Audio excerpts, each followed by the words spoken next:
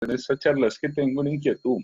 Yo Ujú. tuve un suceso que me declararon diabetes tipo 2 hace como 2 años. Sí, señor. Dentro de lo que me dijeron era que cuando yo pasara niveles de azúcar en ayunas por encima de 100, Ujú. inmediatamente tenía que tomar metformina. Yo nunca me tomé la primera, no me he tomado la primera, entonces me queda la duda y yo preguntaba y pregunté que hasta qué nivel de azúcar es viable en ayunas cuando uno tiene o lo catalogan yo como prediabético. Ujú. Bueno, digamos, la prediabetes tiene unas, pues, por así decirlo, tiene como unos niveles diferentes de azúcar en la sangre, digamos, diferentes a los de la diabetes, ¿cierto? Ahí lo más importante es realmente confirmar si tiene el diagnóstico de diabetes, ¿cierto? O de prediabetes. ¿Sí? En general uno maneja por debajo de 126, ¿sí? O, digamos, para diabetes.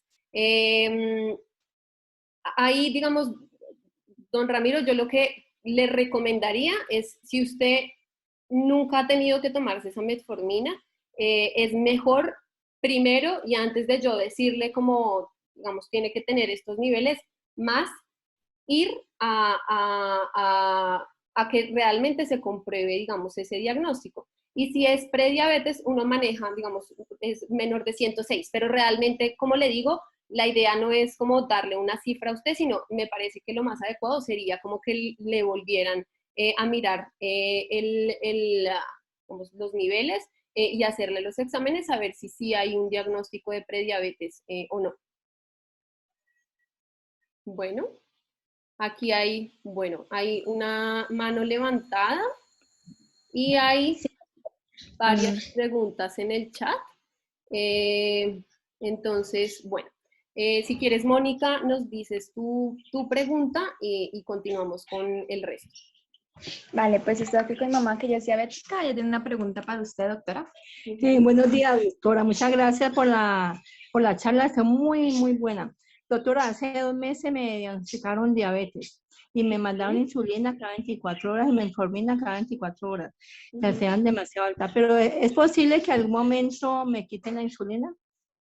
La Sí, tengo siempre baja, en 70, 75, máximo 80 en ayunas. Yo ya no me cuido mucho.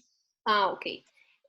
Sí, es posible que, digamos, ya de cierta manera, a veces pasa que cuando nos la diagnostican tenemos tan elevada el azúcar en sangre que toca iniciar insulina, ¿cierto? O sea, porque no hay otra manera de controlar el azúcar en sangre. Y pasa también que ya cuando logramos controlarla, nos vamos dando cuenta que podemos irle bajando a la dosis de insulina.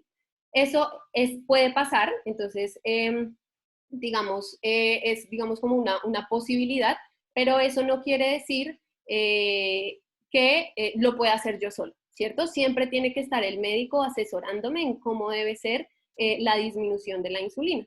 Entonces, la respuesta sí puede pasar, sí puede que te quiten la insulina, pero no, digamos, la idea no es que lo hagas solo, la idea es que lo hagas en compañía de tu médico familiar o de tu médico de cabecera para hacer, digamos, ese descenso de la insulina.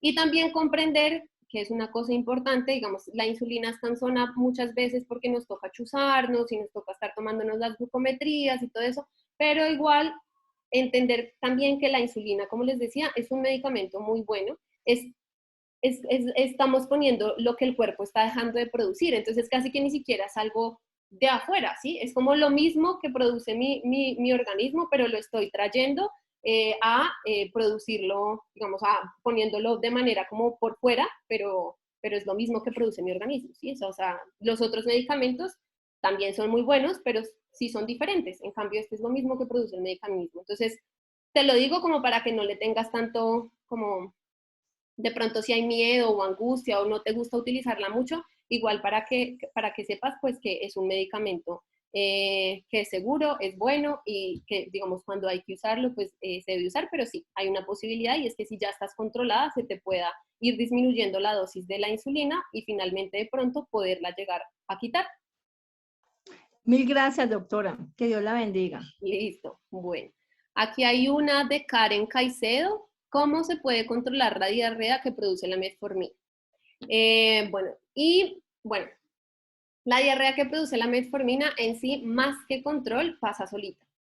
O sea, más o menos a las 2 semanas va disminuyendo la diarrea cuando se produce, cuando es por insulina, por metformina, perdón. Otras estrategias es utilizar otros tipos de metformina, que son las metforminas de liberación retardada, o iniciar con dosis más bajas, ¿cierto? Uno inicia generalmente con la metformina de 850 miligramos. Pero si vemos, por ejemplo, que es que ya llevo 2 semanas y no me ha parado la diarrea y realmente pues es un síntoma muy cansón, entonces miramos si la bajamos a 500 miligramos si la ponemos de 1000 miligramos, pero de liberación retardada, ¿cierto? Pero eso se hace ya una vez hemos comprobado como que realmente el síntoma no resolvió. La otra opción es, si ya no se logra, se pasa a otro medicamento. Pero en sí algo que puedas tomar para controlar la diarrea, digamos, en el momento pues por mi parte no conozco, entonces no, digamos, no sé de pronto si hay algo, digamos, natural que se pueda utilizar, pero realmente es más esperar a que pase el síntoma o probar con otras dosis o con otros medicamentos. Karen Caicedo también hace la pregunta de que es cierto que las inyecciones de diabetes se pueden dejar 30 minutos, las inyecciones de diabetes, ¿será de insulina?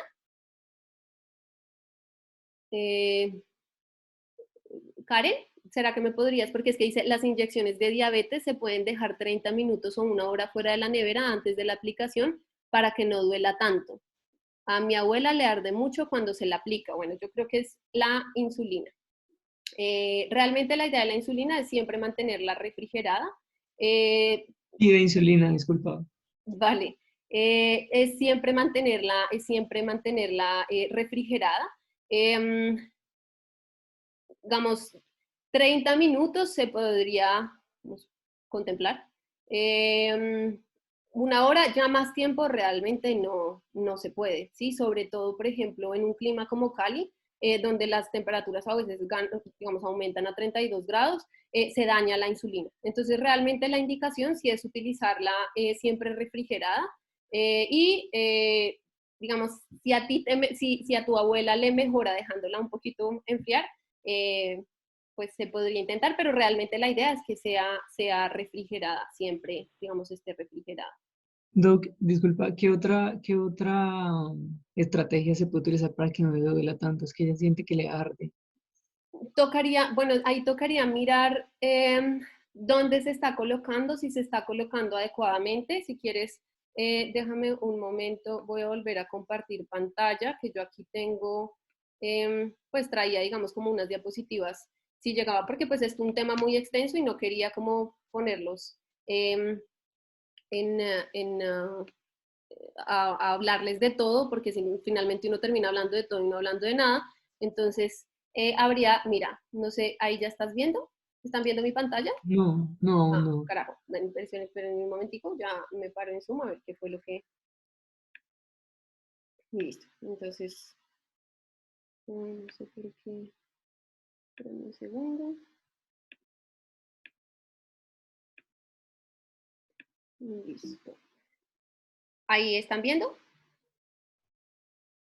Sí, señora. Entonces, hay que mirar cómo se está aplicando la insulina, ¿cierto? De pronto, dependiendo de la aguja, entonces hay que mirar si es la aguja cortica, se aplica, esta es la piel, y se aplica directo, ¿cierto?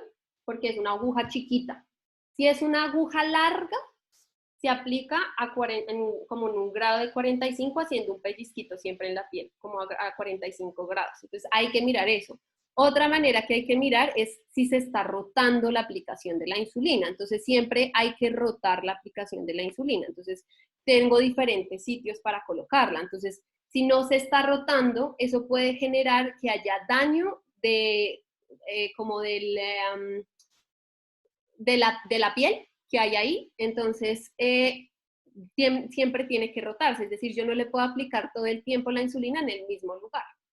Hay de hecho unos circulitos que dan para que uno lo ponga en el abdomen y vaya cambiando, entonces dice lunes aquí, martes acá, ¿cierto? Y la va rotando. Pero entonces, por ejemplo, aquí tengo un dibujo donde tú la vas rotando, se la vas poniendo como en diferentes lugares. Si quieres ahí le puedes tomar un pantallazo para que le mires a ver si de pronto rotándose del lugar podría también cambiar la aplicación, el dolor, digamos, durante la aplicación.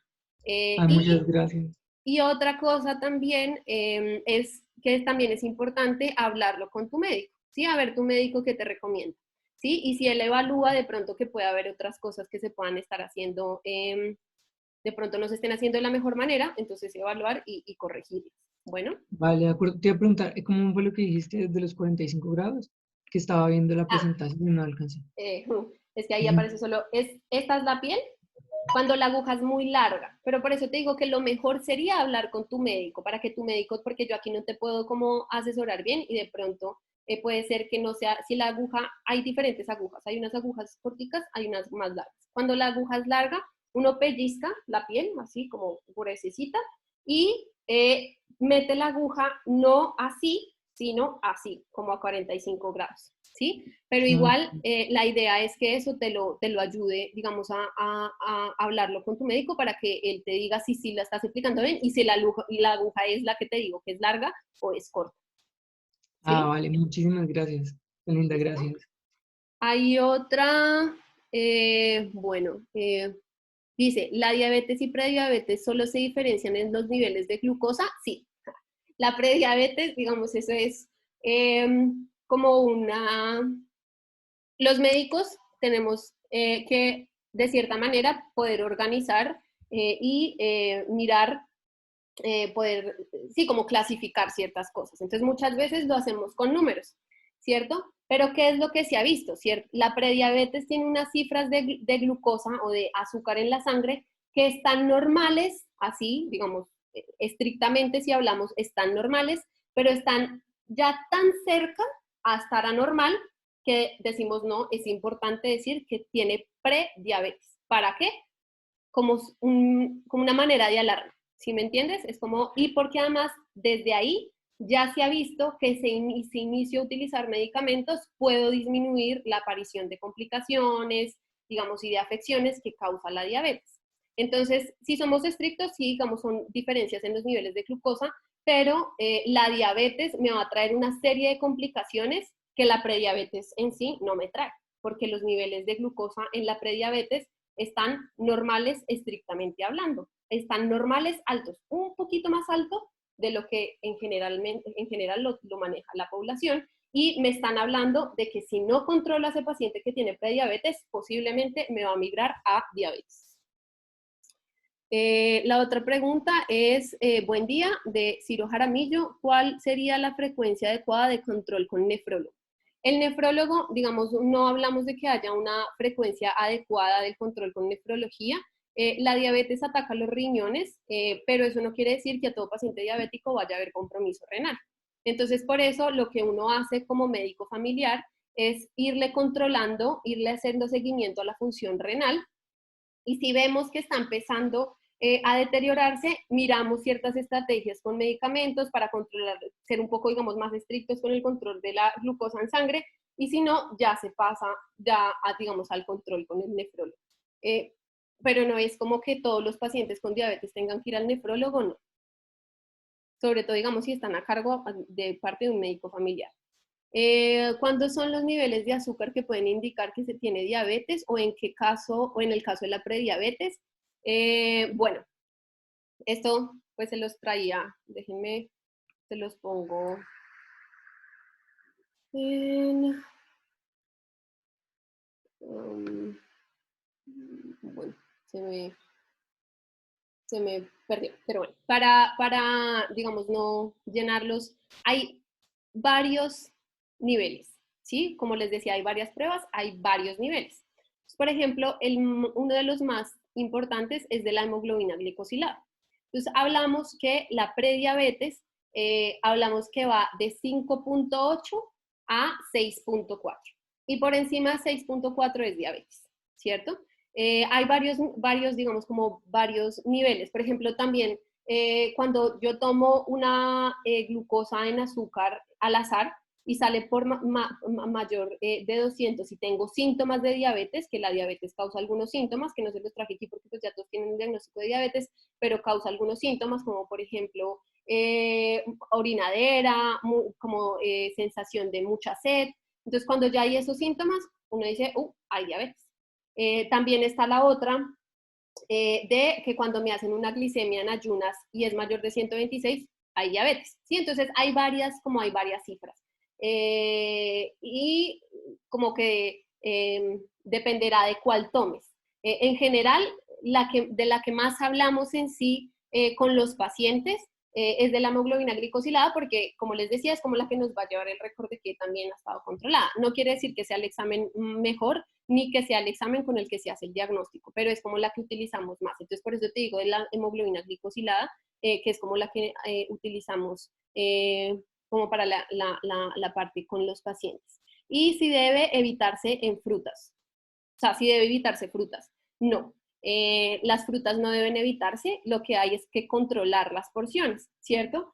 Más que yo no pueda comer banano, manzana, pera, no, es más que no puedo comerme 7 bananos al día, o 5 bananos al día, o 3 bananos al día. Realmente la idea es que la porción, digamos, de banano sea menor, te comas medio banano, ¿cierto? Si tienes diabetes. Si vas a comer manzana, también, que sea media manzana, porque son frutas que tienen mucha azúcar. Hay otras frutas que no tienen tanta azúcar, entonces puedes utilizar esas frutas, ¿cierto? Lo que pasa es que generalmente son un poquito más costosas, pero siempre, digamos, más que evitar las frutas, lo que hay que evitar es el consumo de jugos. ¿Por qué? Porque al jugo lo licuamos, le quitamos la pulpa y entonces la pulpa no sino la fibra porque lo colamos y después le echamos azúcar. Entonces los jugos sí no, pero la fruta sí la puedes, de hecho la debes comer. Todos debemos comer 2 porciones de fruta al día, pero entonces hay que controlar es la porción, ¿cierto? ¿Cuál es el nivel de hemoglobina glicosilada en diabetes controlada? Eso va a depender mucho del paciente, ¿cierto? Por ejemplo, hay pacientes que después de cierta edad uno ya no exige tanto que haya un control muy estricto de la hemoglobina glicosilada porque los pacientes de mayor edad tienen más riesgo a tener hipoglicemias. Entonces uno da como más gabela. En general, les podría decir en general, pero no para aplicar en todos los pacientes, eso lo definirá su médico. Uno habla de una hemoglobina glicosilada por debajo de 7 como controlada. A veces hay pacientes a los que les podemos exigir más cuando son pacientes jóvenes, no tienen comorbilidades y bueno, eso. Entonces uno maneja una hemoglobina glicosilada 6.5, se le puede pedir tener al paciente. ¿Existen tratamientos por medicina alternativa que sean efectivos para la diabetes? No, que yo conozca, y realmente sí, esa respuesta la hace Julián, la hace Julián, realmente no, digamos, mi conocimiento en medicina alternativa, pues no es muy amplio, no hace parte, digamos, de mi formación, pero lo que sí te podría decir es que pueden utilizar la medicina alternativa, o los que les recomendaría es que pueden utilizar la medicina alternativa como coayudante en el manejo de la diabetes, o sea, como ayudando al manejo de la diabetes, pero no utilizarla solamente, o sea, no dejar el resto de cosas y solo la medicina alternativa. Es como mi recomendación, ¿cierto? Digamos en esa parte. Que si te puedo, bueno, Karen Loaiza, que si les puedo, espérame, creo que, no, era Karen Caicedo. Bueno, Karen Loaiza, si me puedes explicar qué es la resistencia a la insulina. Bueno, la resistencia a la insulina es como que las células dejan de permitir que la insulina, como les decía, ¿se acuerdan del grafitiquito que les puse al inicio? Que era la bolita amarilla de la glucosa y el triangulito que era el mío, ¿cierto? Que ese mío me la llevara a la célula. Entonces, ¿qué es lo de la resistencia a la insulina? Que el mío no funciona, o sea, el mío salió de función, no me funciona el mío, entonces no me lleva o sea, la célula, el mío llega ahí a la pared de la célula, pero no logra entrar la glucosa. Eso es a grandes rasgos de lo que hablamos cuando hablamos de resistencia a la insulina. Em, Para la nevera en clima no tan caluroso, la insulina no servirá más, toca desecharla. ¿Y qué métodos hay para tratar la lipodistrofia? Bueno, la lipodistrofia realmente, bueno, la lipodistrofia, explico si no saben todos, es el daño a la piel, digamos, que causa en algunos casos la aplicación de la insulina, ¿cierto? Cuando se utiliza realmente, cuando hay dificultades en la administración, ¿cierto? No es que vaya a pasar con todos los pacientes que utilizan insulina, y pasa sobre todo muchas veces en los adultos mayores.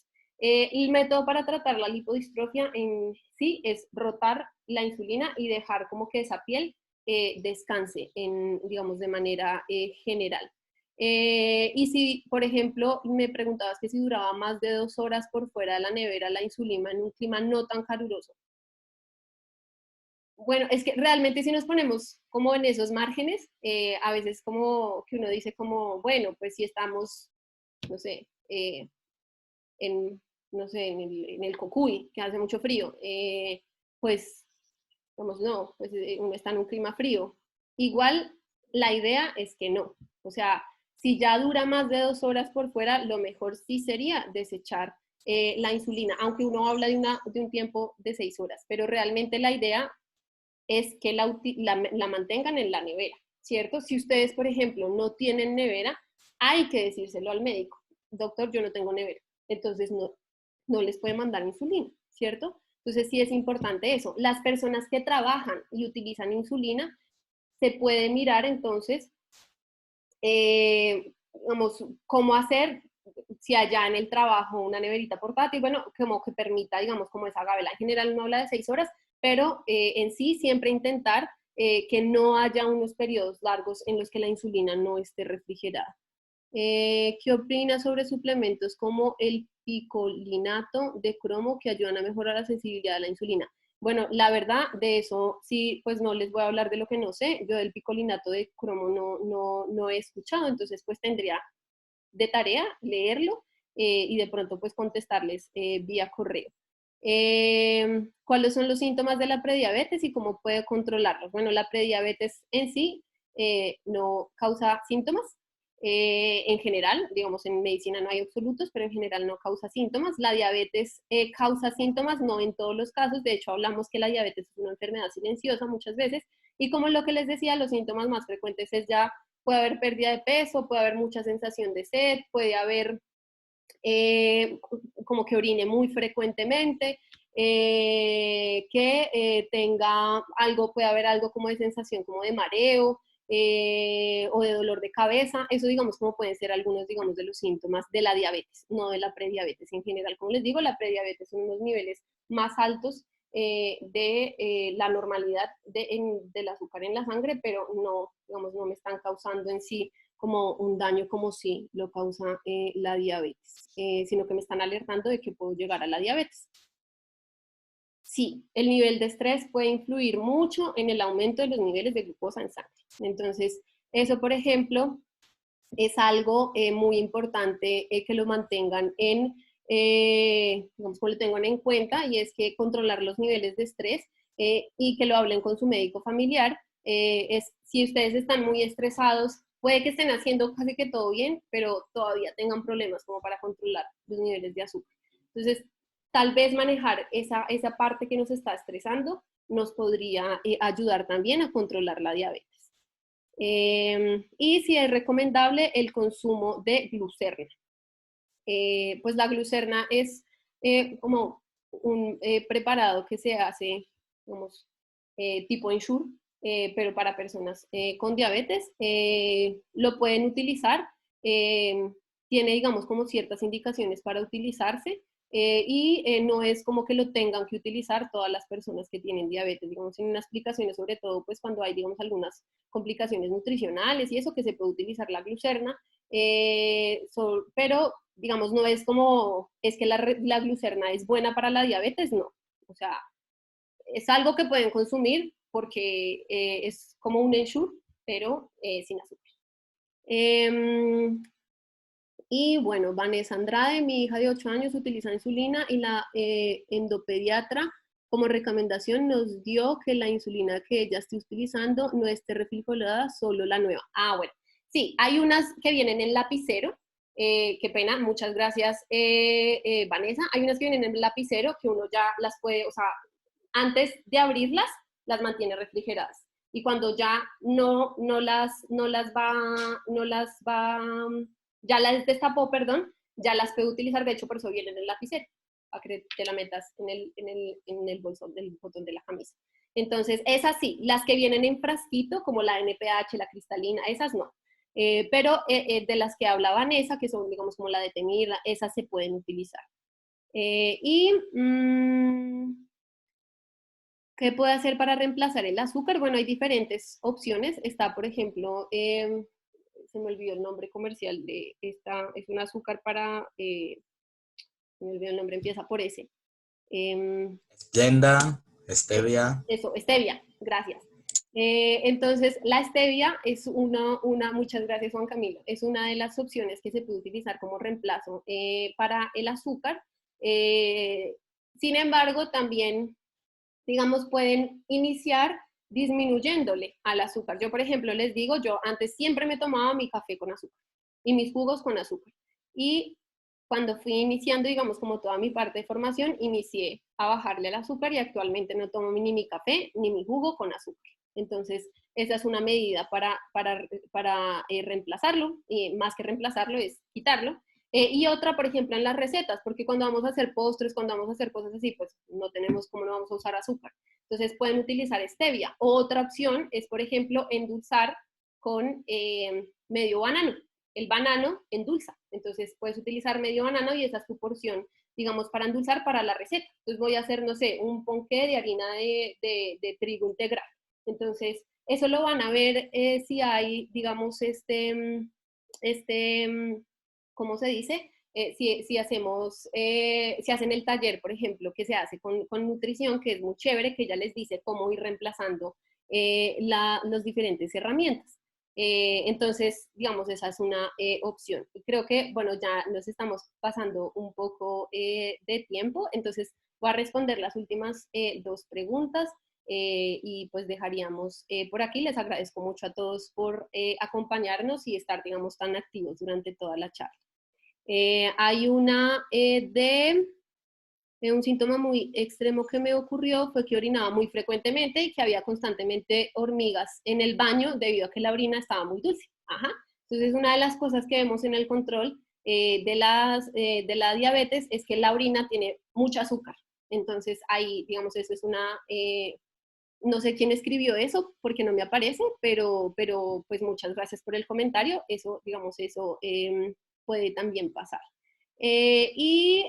Karen Caicedo pregunta, la que usa mi abu es Lantus glargina, como un lapicero. Esa es la que le arde. Esa se puede dejar por fuera de la nevera. Cuando la destapas, sí. Antes no. Si está nueva, no la puedes dejar fuera de la nevera porque se te daña. Y esa toca que hables con tu médico de familia para que él te diga y miren bien cómo la estás aplicando. Esas generalmente traen agujas corticas. Entonces se aplica es así como perpendicular, así a 90 grados, pero de pronto no la están rotando bien o bueno, puede pasar, digamos, algo más ahí. Entonces sí sería bueno hablar eso con tu médico familiar. Bueno, creo que de hecho respondí todas las preguntas, entonces pues muchas gracias a todos por acompañarnos y espero pues que sigan participando de los espacios de educación que brinda el Servicio de Salud de la Universidad del Valle. Bueno, que estén muy bien a todos. Hasta luego. Gracias. Bueno, Muchísimas gracias, doctora. Hasta luego. Hasta Muchas luego. gracias, doctora. Muchas gracias, doctora. Muchas gracias y feliz día. Gracias.